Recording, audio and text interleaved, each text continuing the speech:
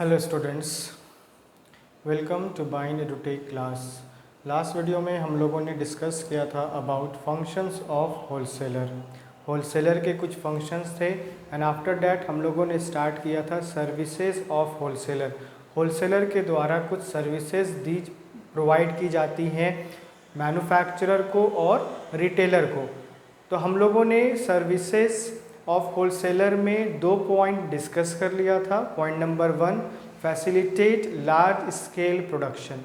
Okay, wholesaler जो है वो फैसिलिटी प्रोवाइड करता है मैन्युफैक्चरर को ताकि वो लार्ज स्केल यानी बड़े पैमाने पर किसी भी प्रोडक्ट का जो वो प्रोडक्ट प्रोड्यूस कर रहा है या बना रहा है उसको वो प्रोड्यूस कर पाए। ओके, कैसे? क्योंकि जो होलसेलर होता है वो नंबर ऑफ रिटेलर से कनेक्टेड होता है, यानी बहुत सारे रिटेलर्स जो हैं वो एक होलसेलर से कनेक्टेड होते हैं। अलग अलग एरिया में वो लोग अपना रिटेल ट्रेड कैरी कर रहे होते हैं।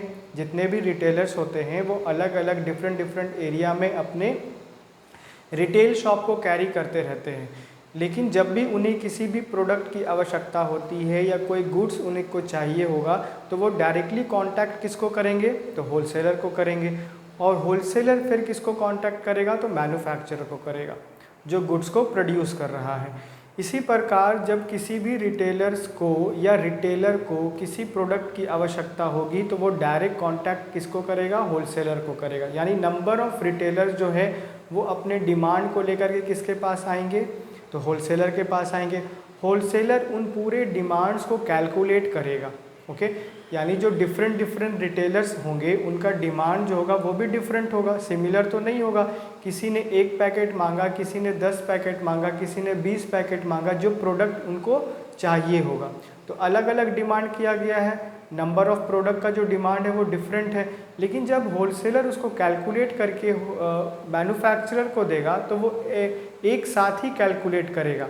भले वो एक पेपर या एक रिपोर्ट अपने पास तैयार कर ले कि इस रिटेलर ने इतना डिमांड किया है या इस रिटेलर के द्वारा इतना डिमांड किया गया, वो खुद के पास रख सकता है ताकि उसको बाद में डिस्ट्रीब्यूट करने में दिक्कत ना हो। लेकिन जब वो रिपोर्ट प्रिपेयर करके मैन्युफैक्चरर को देगा तो वो टोटल क्वांटिटी के बारे में देगा।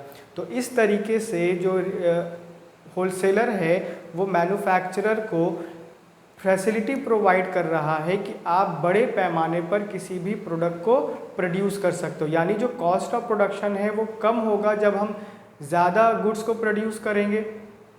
अगर हम कम गुड्स को प्रोड्यूस करते हैं तब भी जो हमारा एनर्जी है उतना ही लगता है। ओके, लेकिन जब हम उसी टाइम में उसी एनर्जी में हम ज़्यादा गुड्स को प्रोड्यूस करेंगे तो कॉस्ट ऑफ प्रोडक्शन कम होगा और प्रॉफिट अर्न करने का जो मार्जिन है वो बढ़ जाएगा। तो यहाँ पर जो होलसेलर है वो फैसिलिटी प्रोवाइड कर रहा है नंबर ऑफ मैन्युफैक्चरर को जो उससे कनेक्टेड है ताकि वो लार्ज स्केल पर मैन्युफैक्चर कर पाए। और इससे क्या होगा? इससे ये होगा कि जो मैन्युफैक्चरर है उसका कम लागत होगा। यानी जो ये हम बोल सकते हैं कि एडवांटेज मिलेगा of the economies of scale को। ओके, स्केल के तहत उसको बेनिफिट्स होगा और वो कम से कम खर्च में लार्ज नंबर ऑफ प्रोडक्ट को प्रोड्यूस कर पाएगा। नेक्स्ट में हम लोगों ने डिस्कस किया था बेयरिंग रिस्क। होलसेलर जो है वो जब भी गुड्स को मंगवाता है तो वो अपने नाम से मंगवाता है, फिर वो बाद में नंबर ऑफ रिटेलर्स को वही प्रोडक्ट सेल आउट कर देता है। लेकिन जब रिटेलर्स उसके पास आते हैं वो लोग केवल ऑर्डर देते हैं। मैंने आपको बताया था कि नंबर ऑफ रिटेलर जो है बहुत कम ही होते हैं जो कैश पेमेंट कर देते हैं या एडवांस कर देते हैं। लेकिन ज़्यादातर रिटेलर्स जो हैं वो क्रेडिट पर ही प्रोडक्ट को लेते हैं और जब उनको पेमेंट कर दिया जाता है कस्टमर्स के द्वारा देन या प्रोडक्ट वो सेल आउट हो जाता है तब फिर वो होलसेलर को आके भुगतान कर देते हैं या उनका पेमेंट कर देते हैं।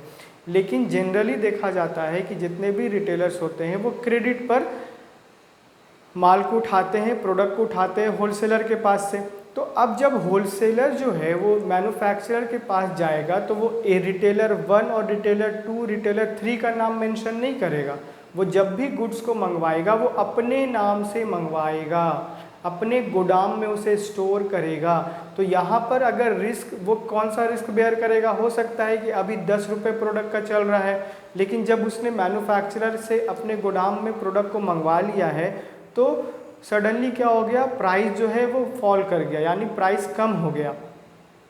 तो वो जो डाउनफॉल है फिर वो कौन बेयर करेगा? वो होलसेलर बेयर करेगा, क्योंकि रिटेलर तो यही बोले कि अभी तो मैंने गुड्स को केवल ऑर्डर दिया था, मैंने तो पेमेंट अभी किया नहीं, आपको हमको उसी रेट में चाहिए प्रोडक्ट जो अभी का रेट है, यानी जो कम रेट है। तो जो लॉस होगा तो वो कौन बेयर करेगा? वो हमारा होलसेलर बेयर करेगा। इसी तरीके से और भी, जैसे फायर यानी आग के कारण प्रोडक्ट जो है वो नष्ट हो गया, तो वो भी जो लॉस है वो कौन बेयर करेगा? वो हमारा होलसेलर बेयर करेगा। या स्पॉइलेज होगा, बहुत सारे डैमेजेस अगर हो जाते हैं तो वो कौन बेयर करेगा? वो हमारा होलसेलर बेयर करेगा। नेक्स्ट पॉइंट हम स्टार्ट करते हैं from point number 3, financing. Wholesaler provide financial support to manufacturer. Okay, wholesaler क्या करता है? फाइनेंशियल सपोर्ट प्रोवाइड करता है। किसे सपोर्ट प्रोवाइड करता है? Financial support. तो मैन्युफैक्चरर को फाइनेंशियल सपोर्ट प्रोवाइड करता है by buying the goods for cash. Okay, goods अगर कैश में सेल आउट होता है तो जो सेलर होता है उसे पैसे के लिए ज़्यादा वेट नहीं करना पड़ता है। जैसे उसने अपने प्रोडक्ट को बेचा, उसको कैश मिल गया, वो अपनी दूसरी एक्टिविटी परफॉर्म कर सकता है। अगर क्रेडिट पे सेल आउट हो रहा है तो उसे फिर वेट करना पड़ेगा, और अगर उसके पास कैश अवेलेबल नहीं होगा तो वो अपनी दूसरी एक्टिविटी को भी पूरा नहीं कर पाएगा। क्योंकि जो बिजनेस चलता है, ऑर्गेनाइजेशन रन होता है या इंटरप्राइजेज रन होता है, वो डिपेंड करता है फंड्स पर, पैसे पर। अगर पैसा अवेलेबल है तो हम बहुत सारी एक्टिविटी को स्मूथली परफॉर्म कर सकते हैं या परफेक्टली परफॉर्म कर सकते हैं, या जिन चीज़ों की आवश्यकता हमारे ऑर्गेनाइजेशन में है या हमारे बिजनेस में है, हम उसको अवेलेबल करवा सकते हैं। किसके मदद से? तो फाइनेंस की मदद से, फंड्स की मदद से, यानी जो पैसा है उसकी मदद से। तो यहाँ पर जो होलसेलर है वो एडवांस भी दे देता है और कैश भी दे देता है। सम टाइम ही पेज इन एडवांस। कभी कभी क्या होता है कि अभी उसने केवल ऑर्डर दिया है, फॉर एग्जांपल मैन्युफैक्चरर है, मैन्युफैक्चरर को जो ऑर्डर मिला है वो किसके द्वारा मिला है? तो होलसेलर के द्वारा मिला है। मान लेते हैं कि उसने 100 गुड्स का ऑर्डर दिया है, ऑर्डर के साथ ही उसने क्या कर दिया? एडवांस पेमेंट कर दिया। हो सकता है कि उसने 100 के 100 का नहीं पेमेंट किया, 50% का पेमेंट कर दिया। ओके, तो 50% का अगर पेमेंट किया है तो एटलीस्ट कितना पैसा इसके पास आ गया? तो 50% प्रोडक्ट का तो पैसा इसके पास आ गया।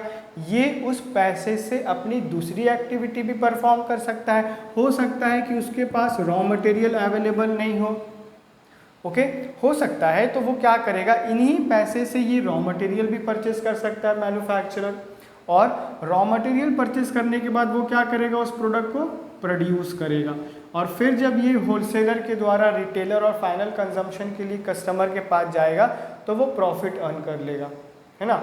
यानी जो यहाँ का प्रोडक्ट है वो अगर फाइनल कंजम्पशन तक रीच कर जाता है या उससे पहले होलसेलर ही उसे पूरा का पूरा पेमेंट कर देता है तो इसके पास तो पूरा पैसा आ गया, ये तो कोई रिस्क बेयर नहीं कर रहा है। अब यहाँ पर रिस्क कौन बेयर कर रहा है? तो रिस्क बेयर कर रहा है होलसेलर, क्योंकि वो एडवांस पेमेंट भी कर दिया। हो सकता है कि प्राइस जो है वो डाउनफॉल हो जाए, डाउनफॉल होगा तो नुकसान किसका होगा?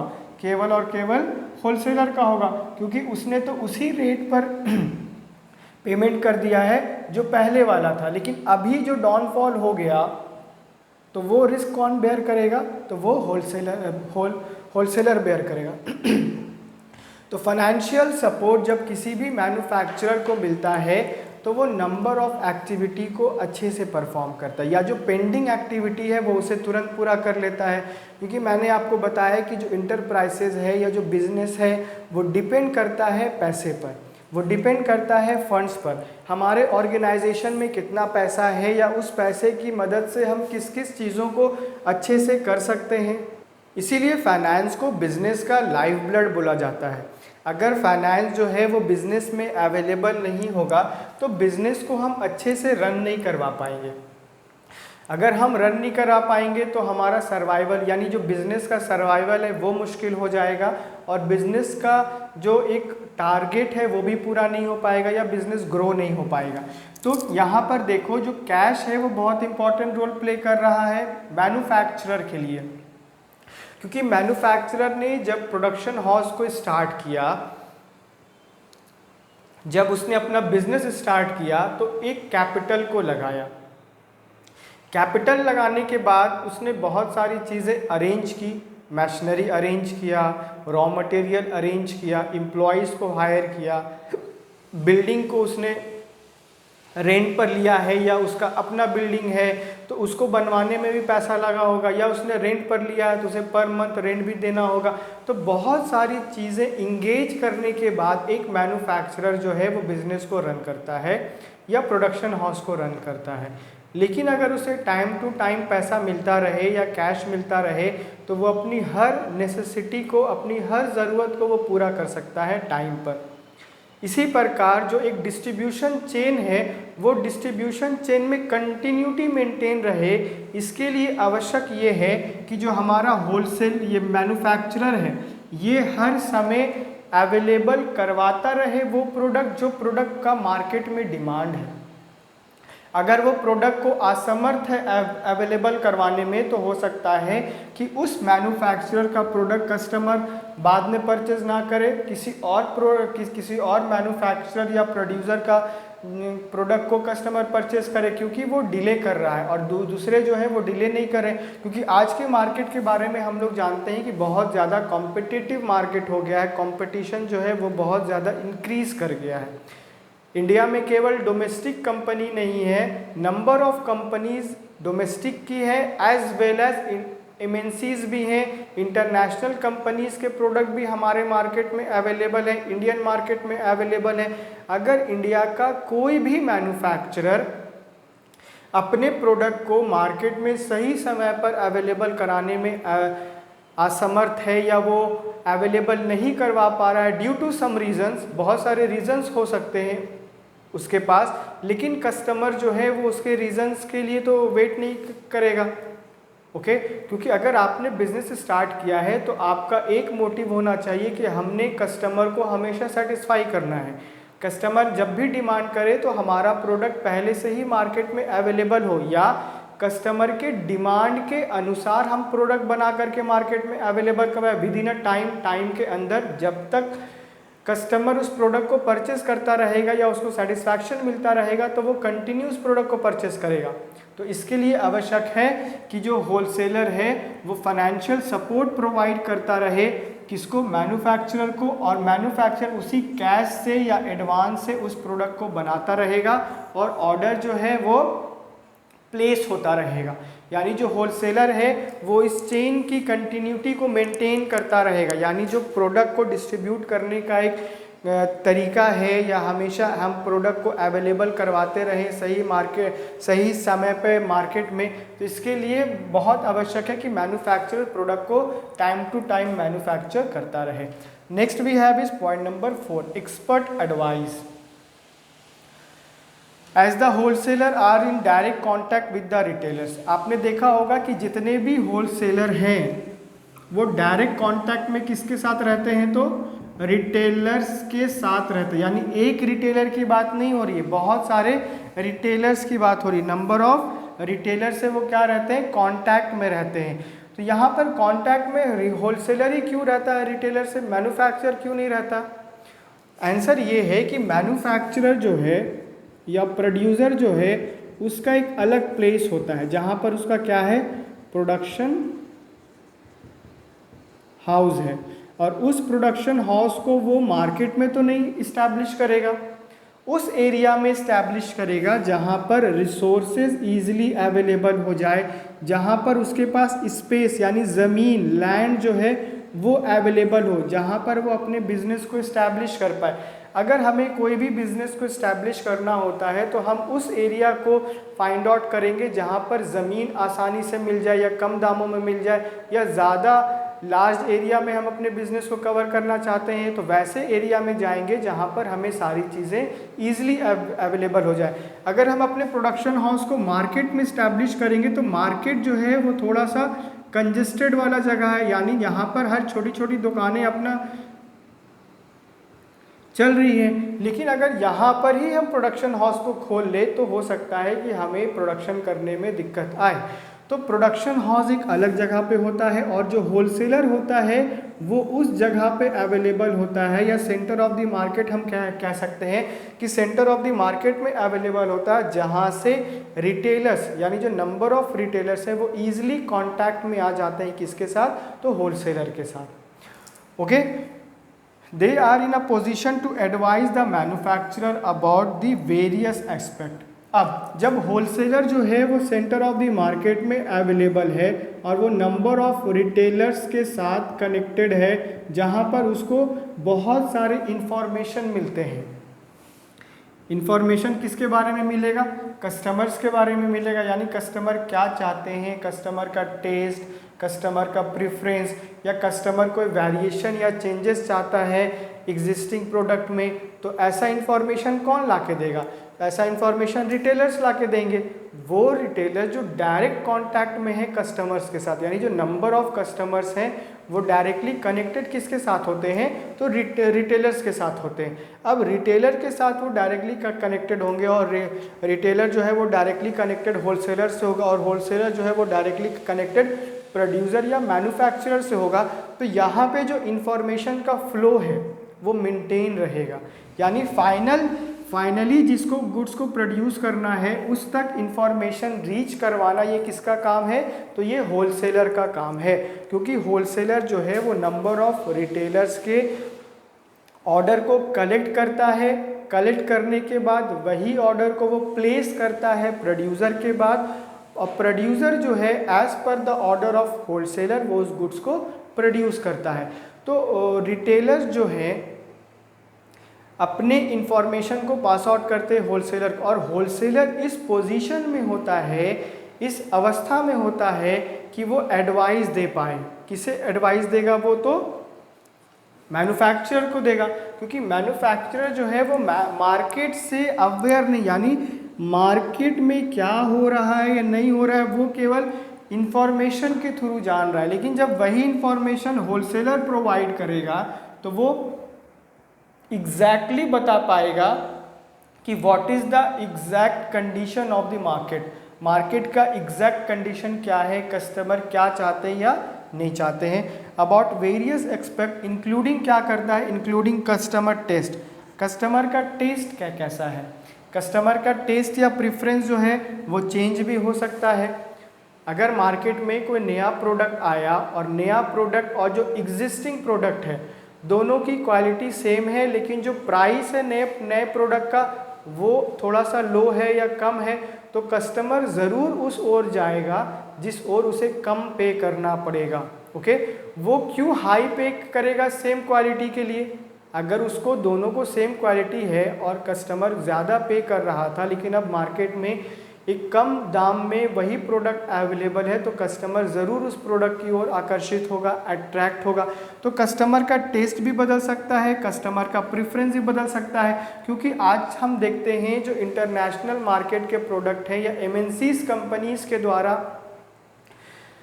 जो प्रोडक्ट बनाए जा रहे हैं वो इंडियन मार्केट में ईजिली अवेलेबल हो जाते हैं। अब इंडियन कस्टमर्स के पास नंबर ऑफ प्रोडक्ट के ऑप्शंस हैं, वैरायटी ऑफ प्रोडक्ट्स उनके होम कंट्री में अवेलेबल हैं, उनके जो लोकेलिटी में जितने स्टोर्स है वहाँ पर अवेलेबल है। अब इजीली इंडियन कस्टमर जो है किसी भी प्रोडक्ट को परचेस कर सकता है और उसके लिए वो उतना ही पे करेगा जितना उसको चाहिए। मार्केट कंडीशन, मार्केट के कंडीशन के बारे में हो सकता है कि मार्केट का जो कंडीशन है वो उससे अवेयर नहीं हो प्रोड्यूसर, लेकिन कौन अवेयर होता है, तो होलसेलर होता है। क्यों होता है, क्योंकि होलसेलर जो है वो डायरेक्टली कनेक्टेड होता है रिटेलर से और रिटेलर जो है वो डायरेक्टली कनेक्टेड होते हैं कस्टमर से। तो मार्केट में क्या मार्केट का क्या कंडीशन है, कितने नए प्रोडक्ट बन करके आए हैं, कौन से प्रोडक्ट का क्या क्वालिटी है, क्या प्राइस है, कस्टमर किस प्रोडक्ट की ओर कितना अट्रैक्ट हो रहा है, कस्टमर कौन से प्रोडक्ट में कौन सा चेंजेस चाहता है, ये सारा इंफॉर्मेशन प्रोवाइड करवाएगा होलसेलर। कॉम्पिटिटिव एक्टिविटीज़ के बारे में बात करें तो कंपनीज़ के बारे में हम देख सकते हैं, यानी नए नए फर्म्स इंट्रोड्यूस हो रहे हैं मार्केट में, नई एमएनसीज कंपनीज़ के द्वारा प्रोडक्ट इंट्रोड्यूस करवाया जा रहा है या अदर डोमेस्टिक कंपनीज़ के द्वारा प्रोडक्ट इंट्रोड्यूस करवाया। तो मार्केट का जो कंडीशन है या जो एक कॉम्पिटिटिव एक्टिविटी फॉर्म हो गया, यानी हर जगह आपको कंपटीशन देखने को मिलेगा। जितने भी फर्म हैं या इंडस्ट्रीज़ हैं वो ये चाहती हैं कि हम मैक्सिमम प्रॉफिट अर्न करें टारगेट मार्केट से। And the feature preferred by the buyer, और जो बायर के द्वारा यानी जो कस्टमर्स हैं उसके द्वारा कौन सी विशेषताएं चाहिए प्रोडक्ट में।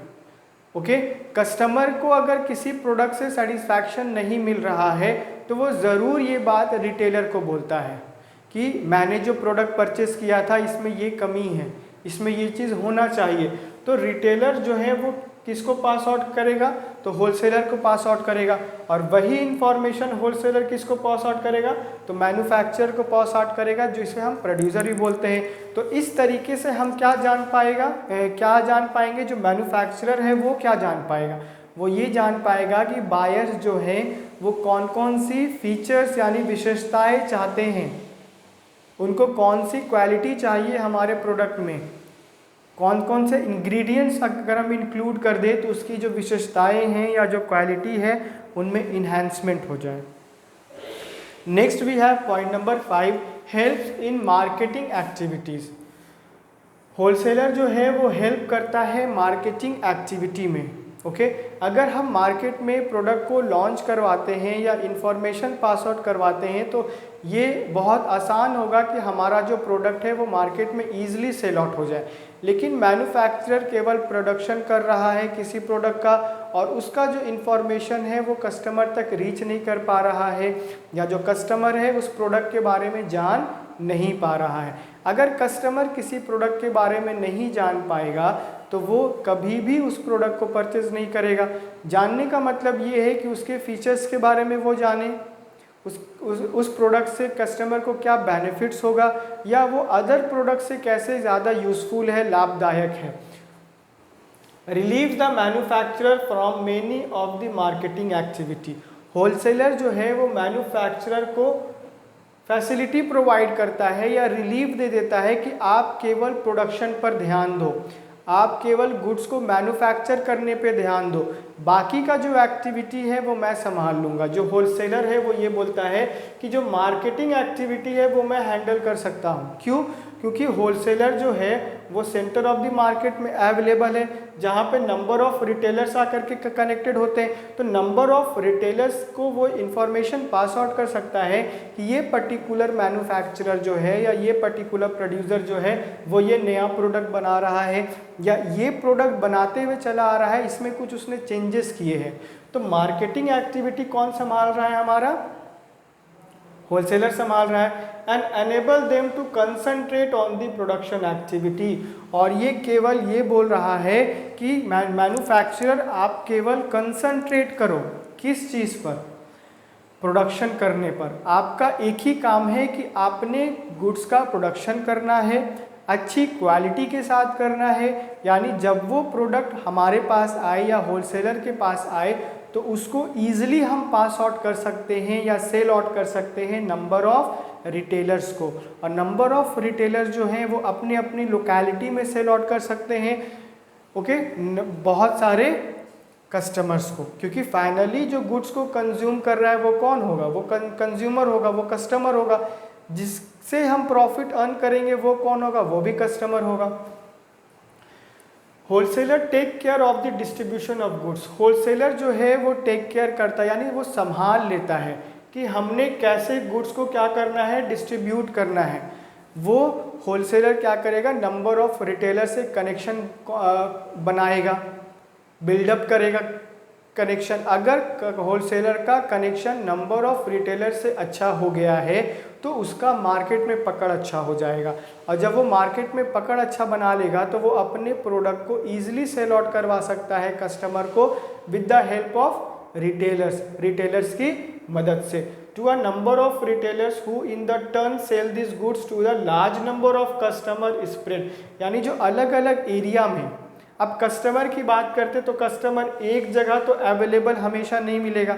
अगर हम मार्केट में हैं, क्या कस्टमर 24 आवर मार्केट में अवेलेबल होता है?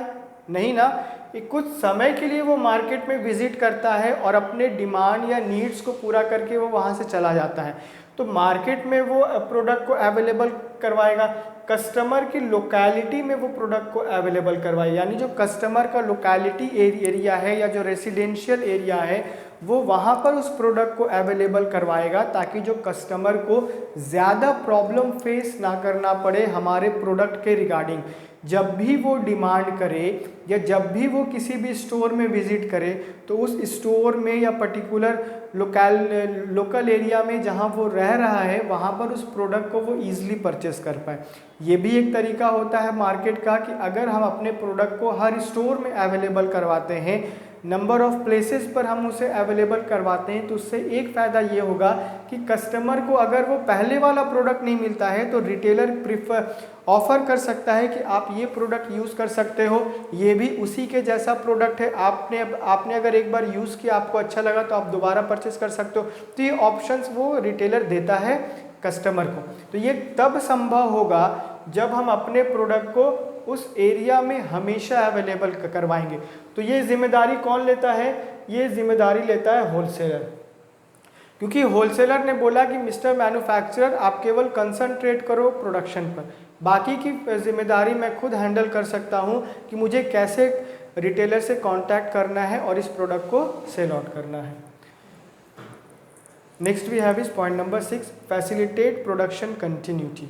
ओके, कैसे हम प्रोडक्शन की जो कंटिन्यूटी है उसमें हेल्प प्रोवाइड करता है होलसेलर या फैसिलिटी प्रोवाइड करता है। Facilitate continuity by purchasing the as when these are produced. वो कंटिन्यूटी कैसे मेंटेन कर पाएगा? जिस समय मैन्युफैक्चरर ने या प्रोड्यूसर ने उस प्रोडक्ट को बनाया है तब या उसके कुछ समय बाद जो हमारा होलसेलर है वो उसे अपने स्टोर में मंगवा ले या अपने गोडाउन में उसे वो मंगवा ले। When these are produced and storing them till the time these are demanded by the retailers or customer। हमारा जो होलसेलर है वो क्या करता है? होलसेलर का क्या होगा? एक अपना वेयर हाउस होगा या जिसे हम गोडाउन बोल सकते हैं।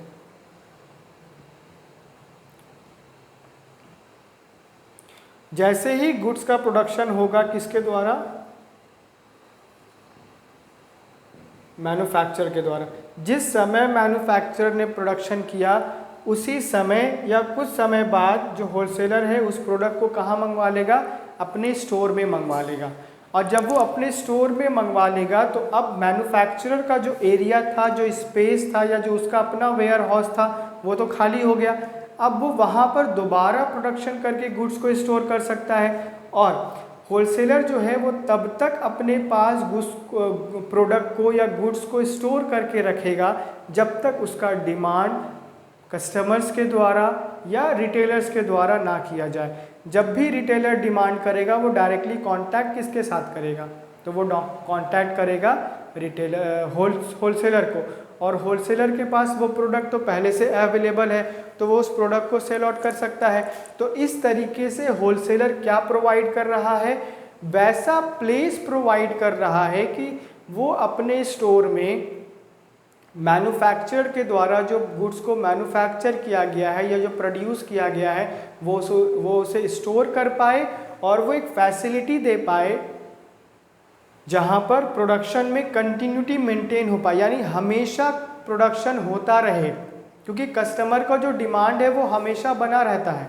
कस्टमर हमेशा ये चाहता है कि जब वो मार्केट में विजिट करे तो वो प्रोडक्ट हमेशा स्टोर में अवेलेबल होना चाहिए, उसे घर खाली हाथ नहीं आना है। उसे वो प्रोडक्ट लेकर के आना है जिसके लिए वो मार्केट में विजिट किया है। अगर कंपनी जो है वो अपने प्रोडक्ट को बनाने में डिले करता है या कस्टमर के डिमांड को पूरा करने में थोड़ा सा भी डिले करता है तो कस्टमर कभी भी उस कंपनी या प्रोडक्ट के लिए ज़्यादा वेट नहीं करेगा, वो दूसरे प्रोडक्ट पर मूव ऑन हो जाएगा। The last point we have is point number 7, storage. Wholesalers take delivery of goods when these are produced in factory and keep them in their godowns or warehouse. Storage facility provide करता है कौन? Wholesaler. जैसे ही goods का production होता है उसी समय goods को कौन मंगवा लेता है? होलसेलर मंगवा लेता है। और वो उसे कहाँ स्टोर करता है? अपने गोदाम में और अपने वेयर हाउस में। 10 प्रोवाइड टाइम यूटिलिटी। ये क्या प्रोवाइड कर रहा है? टाइम यूटिलिटी, यानी जब भी गुड्स का डिमांड होगा तभी उस गुड्स को मार्केट में अवेलेबल करवा दिया जाएगा या कस्टमर तक अवेलेबल करवा दिया जाएगा। It relieves the manufacturer of storing the problem. जो मैन्युफैक्चरर का एक प्रॉब्लम है कि कैसे हम गुड्स को या लार्ज क्वांटिटी ऑफ प्रोडक्ट को अपने स्टोर में या अपने गोडाउन में हम लंबे समय तक स्टोर करेंगे, क्योंकि जो उसके पास स्पेस है वो लिमिटेड स्पेस है, उसे हर समय प्रोडक्शन करते रहना है। प्रोडक्शन जो है वो 24 आवर चल रहा होता है, हर समय गुड्स का प्रोडक्शन हो रहा है, तो उसे खाली स्पेस हमेशा चाहिए होगा, तभी वो अपने प्रोडक्ट को प्रोड्यूस करने के बाद स्टोर कर पाए। तो ये प्रॉब्लम फेस करना पड़ता है मैन्युफैक्चरर को। लेकिन जब होलसेलर आगे आता है और आगे आने के साथ ये बोलता है कि आप गुड्स को मैन्युफैक्चर करो, जब गुड्स का प्रोडक्शन हो जाएगा तभी मैं अपने स्टोर में इसे स्टोर कर लूँगा। तो ये जो प्रॉब्लम है मैन्युफैक्चरर का वो सॉल्व हो जाता है और मैन्युफैक्चरर इससे रिलीफ हो जाता है। तो इस वीडियो में हम लोगों ने बात किया services of wholesaler. Next video में हम लोग बात करेंगे सर्विसेज जो होलसेलर के द्वारा प्रोवाइड की जाती हैं रिटेलर्स को। ओके।